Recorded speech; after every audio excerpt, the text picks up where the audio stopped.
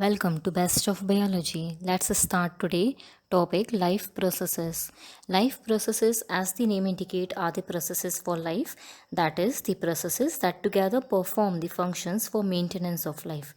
In other words, we can say that the life processes refer to all the basic activities performed by living organisms for their survival.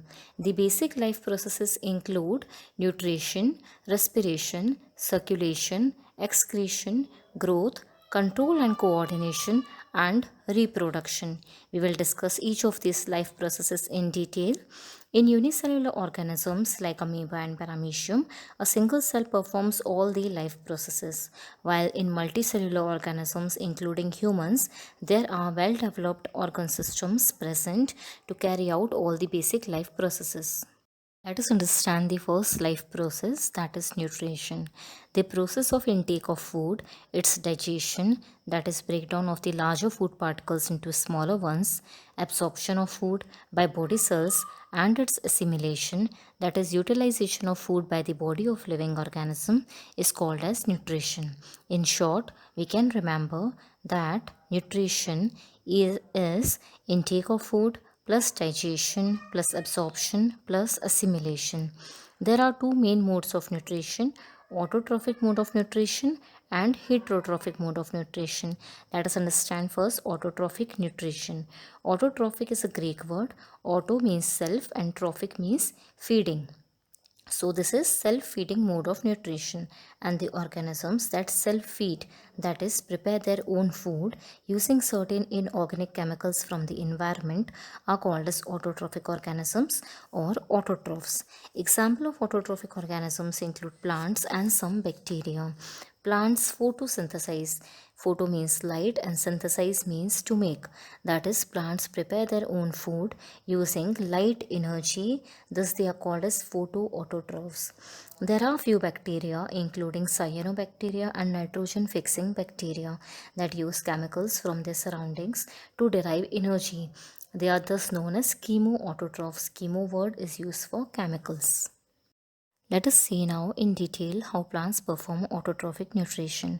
In the presence of sunlight and water, plants absorb inorganic substances like CO2 using a pigment present on their leaves called as chlorophyll. This process by which plants prepare their own food using inorganic substances like CO2 and water from their surroundings is called as photosynthesis. Let us see how this photosynthetic reaction takes place. Chlorophyll present in leaves help plants to absorb CO2 in the presence of sunlight. Light energy splits the water into hydrogen and oxygen. This hydrogen is then used to reduce carbon dioxide to carbohydrates, especially glucose. Oxygen is released in this process.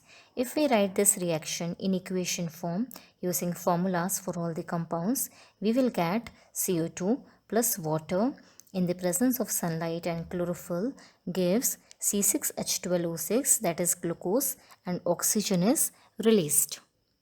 Let us understand diagrammatically the process of photosynthesis. We know that roots of plant absorb water. Light energy from sun splits this water into hydrogen and oxygen. Chlorophyll in plants help them to absorb carbon dioxide from air.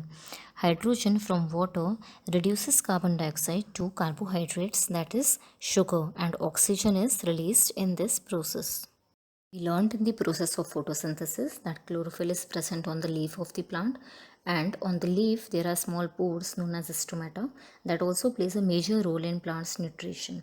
Since chlorophyll and stomata both are present on the leaf surface, we need to understand the structure of leaf in detail.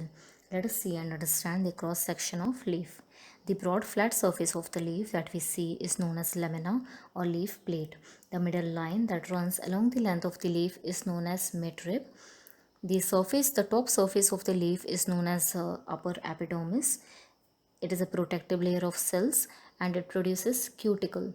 Cuticle is a waxy layer that is present on the leaf surface and is very thin so that it allows maximum light penetration for the leaf. Below the upper epidermis is the lower epidermis that contains small pores known as stomata. Stomata allows carbon dioxide and oxygen to move in and out of the plant respectively. Mesophyll is present between the upper and lower epidermis. It is loaded with chloroplast and it contains chlorophyll. Chlorophyll is the green pigment that gives the leaf its green color and it allows carbon dioxide and water conversion into oxygen and glucose. Plant veins consist of xylem and phloem vessels. These vessels help in transportation of water and nutrients to the chloroplast in mesophyll tissues for photosynthesis.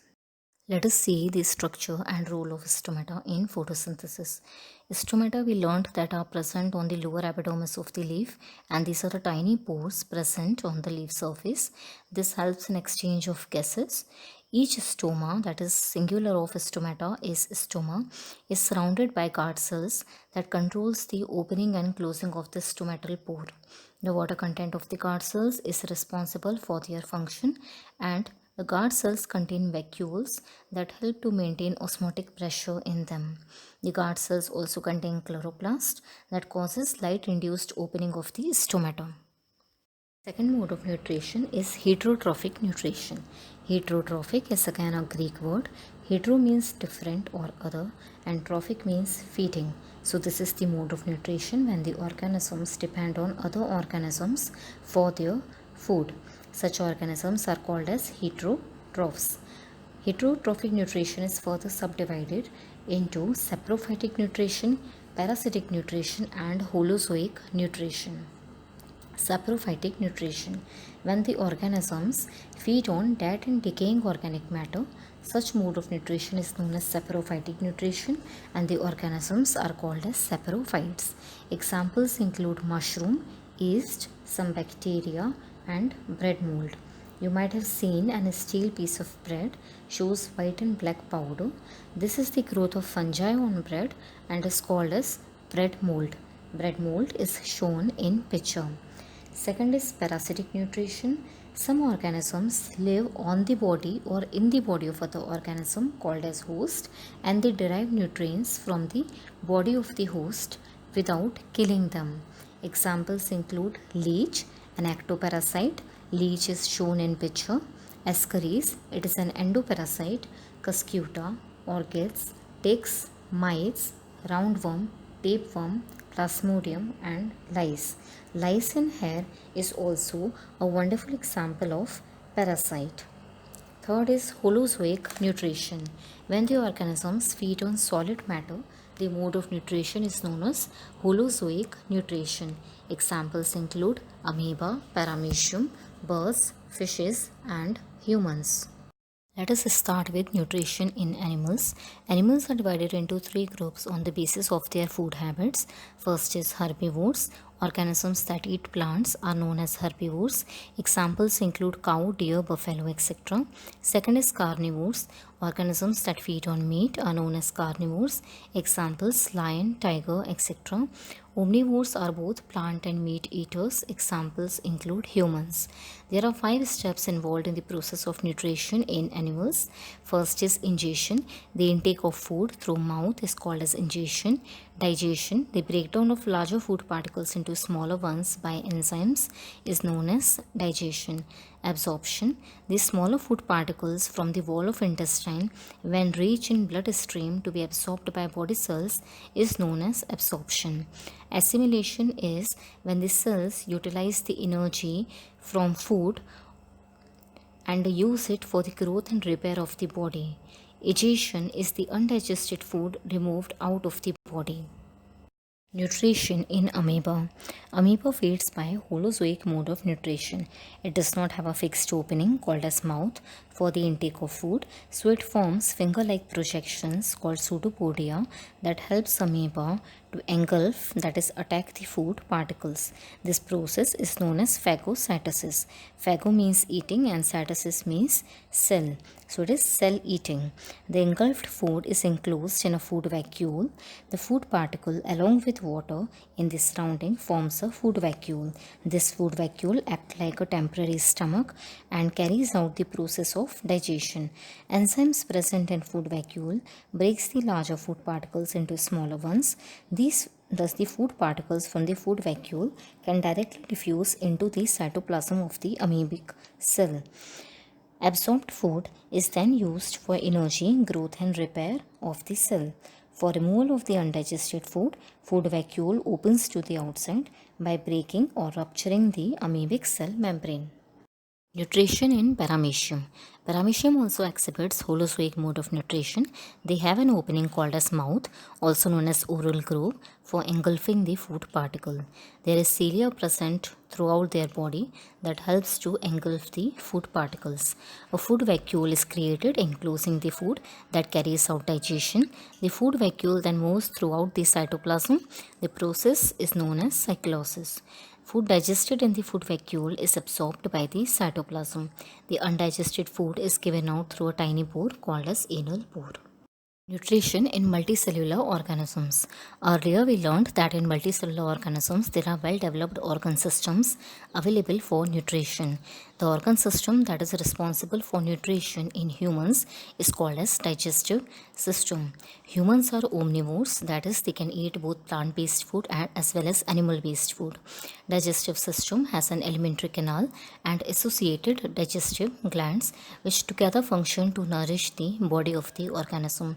Alimentary canal is a 9-meter long tube and consists of various organs that help in all these steps of digestion. Alimentary canal includes mouth, pharynx, esophagus, stomach, small intestine, large intestine, and anus. Associated glands produce secretions that help during the process of digestion. Associated glands include salivary glands, liver, and pancreas. Three types of salivary glands are present in humans, namely parotid gland, sublingual gland, and submandibular gland. Secretion of salivary gland is called as saliva. Mechanism of digestion in humans. The food we take in through our mouth is broken down into smaller particles by our teeth. That is, teeth churn the food, or we can say masticate the food. This is called as mechanical digestion of food, and it starts in the buccal cavity. Buccal cavity is the part comprising of teeth, tongue, and salivary glands. This food inside the mouth is called as bolus.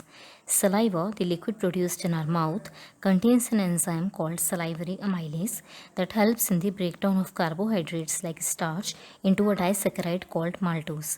Thus, incomplete digestion of carbohydrate starts in mouth. We are calling it incomplete digestion because the complete digestion of carbohydrates produces monosaccharide like glucose that is absorbed by our intestine.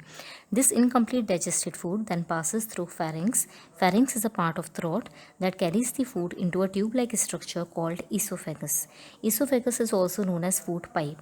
From esophagus, food passes to a J-shaped organ called as stomach. Stomach is present on the left side of abdomen. Stomach contains various enzymes that help in further digestion of food. For example, enzyme pepsin helps in the breakdown of proteins into peptones and proteases. Digested food present in stomach is called as chyme. From stomach, food passes to small intestine. Small intestine secretes its own juices called as intestinal juices, and it receives secretions from liver and pancreas. All these secretions together cause complete digestion of food. Now this completely digested food passes from small intestine to bloodstream. This process is known as absorption of food. Thus small intestine is also called as main site for the digestion and absorption.